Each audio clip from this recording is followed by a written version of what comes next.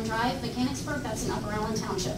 I would like to ask the students of this organization if they read their student code of conduct book, which they were required to sign at the beginning of the year along with their parents. I'd like to refer them to the high school version of the Mechanicsburg Area School District Code of Conduct book, page 20, the clause that says distribution of materials. The school is not an open and public forum for distribution of outside literature and notices. Students are not permitted to distribute outside literature at any time on school property unless they have the consent of the building principal. If consent to distribute is given, the materials must contain the following statement: this event, program, or group is not sponsored or endorsed by Mechanicsburg Area School District. If consent is given, the time and location for distribution will be determined according to the district policy. If these students in this club have signed off on their code of conduct, they then have agreed to this rule.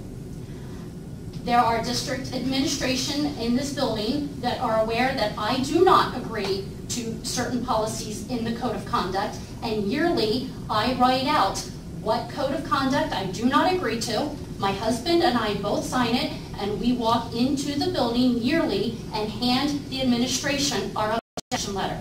So if the students objected to this rule, the time to object to it was at the beginning of the school year, not now. Thank you.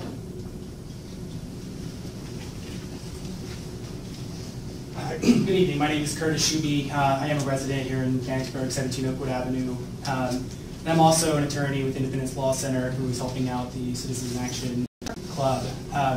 To piggyback off what the last speaker had said, part of the problem is that the policy doesn't really develop the time, place, and manner in which literature can be distributed. So that is one place that we ask you to address to help clear up when students may do that during the school day. I'd also like to speak to the Constitution. The amendment does give every citizen the right to free speech, and the United States Supreme Court has said that that right extends to students while they're in school. The only exception to that would be is if they are in class and it's disruptive to the classroom material, or if it, as my colleague had said, it had something obscene or drug-related or things like that. But a Bible doesn't fit into those exceptions of the generally applied principle of free speech in the school. I'd also like to address one common misconception, which would be that students can't speak to religion at school because it's a school and it's government. And the problem with that is that's a misunderstanding of what the Establishment Clause is. The Establishment Clause governs schools or government entities. It prevents the school from endorsing a religion or a teacher from endorsing a religion. It does not prevent the students from going around school and discussing their religion or handing out literature with regard to the religion. Literature is free speech. That's also been declared by the Supreme Court to be the case. Now, as a resident, just putting aside my profession as a lawyer, I think the school is missing an opportunity here. When the students leave their school and go out into the world, they're going to confront ideas that they may not necessarily like. They're going to be confronted with religion or politics or anything else. And this is an opportunity for more of a controlled environment for students to learn how to discuss things like religion and politics. It makes them better citizens to be able to have those skills. And if we're to remove religion entirely from the school place, those skills are not going to be things that are developed with the students here in Mechanicsburg. So we do ask that Mr. Harris change his direction and allow for Bible verses or the Bible itself to be distributed during school days during non-instructional periods, and also develop the policy that the last speaker had mentioned as well. Thank you.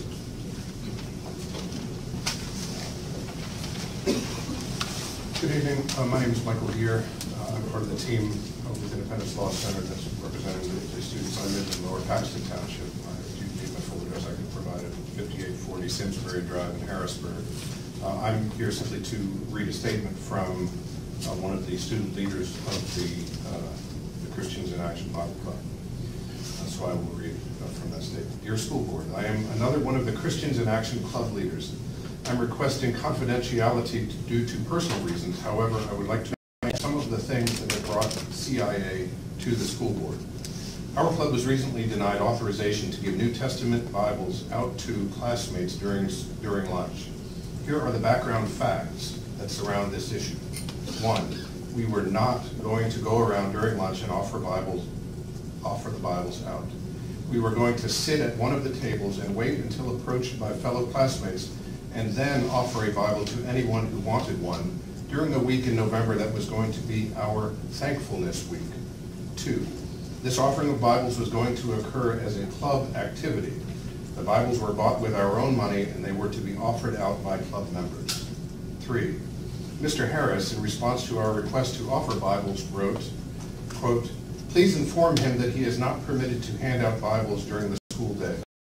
Other literature, if he would like to request to distribute them outside of the school day, he may submit a request which will be reviewed in accordance with the district policy and case law. At that time, a decision will be rendered. In addition to relevant case law, district policy number 220 provides some guidelines. Some club members, that's the end of the quote, I'm sorry. Some club members would have met during lunch to offer Bibles out. Multiple other clubs have either sold or offered things out during the same time, whether it is ribbons, stickers, candy, or t-shirts. Each club has that right, and we support them in that. If other clubs have distributed things, we do not understand why CIA cannot. Thank you for your time.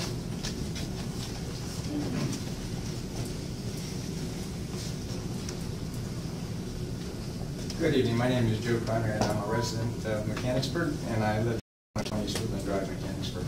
As you know, some of you on the board, I spoke before you 2 years ago on a related issue about student rights and infringement of the clubs, and you had offered to look into that situation. I've also had to speak with the administration several times on other club infringement related issues. My daughters both went to school and graduated here, Allison and Riley. Riley just graduated last year. She was, both students of mine and my daughters were part of the CIA club, and both were in the leadership of the CIA club. And so they had different concerns throughout. I myself am a former teacher, former principal, and I have my superintendent certification. And so whenever I saw some of the ways that some of the policies from Mechanicsburg was being handled, I was genuinely concerned because I've worked in other districts and I know how the districts handle situations. Granted, each district is separate, and I understand that. I did approach Mr. Lake, Mr. Harris, and other members of the administration, as well as some of the school board members, and like I said 2 years ago, I spoke before you as well. What I'm concerned about is a continued policy where there's infringement on the students' rights and an understanding of it. And as the lady spoke earlier, it's not that the students are trying to ask for any special privileges. Let me clarify. The students were simply asking for their freedom of religion. If all clubs are allowed, the school law is rather simple as I understand it. If you allow clubs, you also then allow equality to all of the clubs, or else you deny clubs. And so if one club is allowed to put posters in different parts of the school, then all clubs should be allowed to put posters in those same spots, or else it's discriminatory. And so we're just simply asking for parity. Will other clubs be allowed to have that same freedom? I hope so. That's what the freedom is all about. We allow all of our clubs to be equal. But in this case, it's continuing to be misconstrued in private conversations in public of what the students are allowed to do, and there's confusion. So I would actually recommend that we take you up on the offer in which your letter says that you would gladly encourage a conversation that to consider the best and inclusive respects and wishes of the school and our community. So let's do that. I would suggest that we do a special meeting in which we don't have all the other board information, that we actually do a work session or a special session, which you have the authority to do. The board president can call, as you know. It's in board policy 000. I would suggest that we set up a dialogue in which you can focus, hear both sides from the students in a less intimidating situation, from the administration and from members of the community, and have an open dialogue on this subject. Because I understand that you are elected officials. I appreciate your time. I work with school boards, and I appreciate all your efforts. But sometimes your information is filtered. In this case, your school solicitor has a position that he now has to stand behind. Your administration has chosen a position they have to stand behind. Your information is coming from both of those sources, and so as a result, you're not getting to hear the open and honest opinions of the students. Given 3 minutes of time, this is a complex issue. It's hard to go into all the details in a 3-minute amount of time. That's just how it is. So I would encourage you that we set up a special session to talk about this, and then report back to the committee as a whole.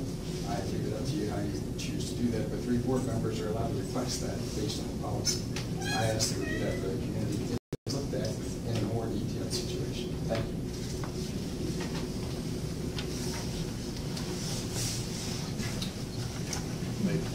Passing the mic? Or, all right. I'm John Rife. I live in Mechanicsburg, 304 South Market Street. I go by the name JR.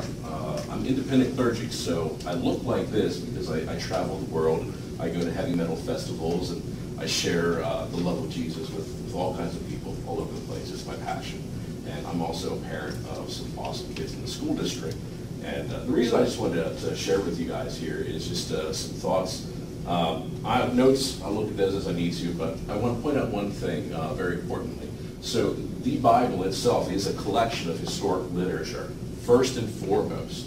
It just so happens to have been compiled and revered by a certain faith, by a religious group. It is historical documents, and that is easily proven through any History Channel documentary that you can watch. So it is an exchange of history to share that.